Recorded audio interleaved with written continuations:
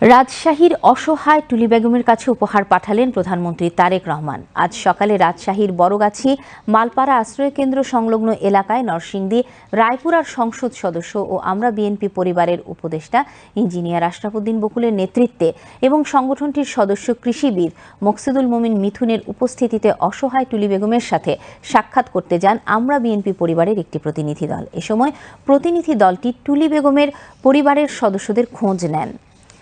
বিএনপির চেয়ারম্যান ও প্রধানমন্ত্রী তারেক রহমানের পক্ষ থেকে সহমর্মিতার বার্তা পৌঁছে দিয়ে নতুন অটোরিকশা উপহার ও চিকিৎসা সহায়তা দেন এবং সর্বদা পাশে থাকার প্রত্যয় ব্যক্ত করেন। এ সময় আরও উপস্থিত ছিলেন রাজশাহী মহানগর বিএনপির সাধারণ সম্পাদক ও সিটি কর্পোরেশনের প্রশাসক মাহফুজুর রহমান লিটন, আমরা বিএনপি পরিবারের সদস্য মাসুদ রানা লিটন, ফরহাদ আলী সজীব, বুয়েট ছাত্রদলের সাবেক সাধারণ সম্পাদক ইঞ্জিনিয়ার আবু হানিফ, ছাত্রদল কেন্দ্রীয় সংসদের যুগ্ম সম্পাদক হোসনাইন নাহিয়ান সজীব, রাজশাহী বিশ্ববিদ্যালয় ছাত্রদলের সভাপতি সুলতান আহমেদ রাহি, রাজশাহী সরকারি সিটি কলেজ সদস্য সচিব এমদাদুল হক মিলন সহ স্থানীয় নেতৃবৃন্দ। উল্লেখ্য, সন্তানরা খোঁজ নেয় না তবু অটোরিকশা চালিয়ে মা তুলি বেগমের বেঁচে থাকার লড়াই শীর্ষক প্রতিবেদনের প্রেক্ষিতে প্রধানমন্ত্রীর পরামর্শে আমরা বিএনপি পরিবারের প্রতিনিধি দল অসহায় মোসাম্মদ তুলি বেগমের পরিবারের কাছে উপহার পৌঁছে দিল।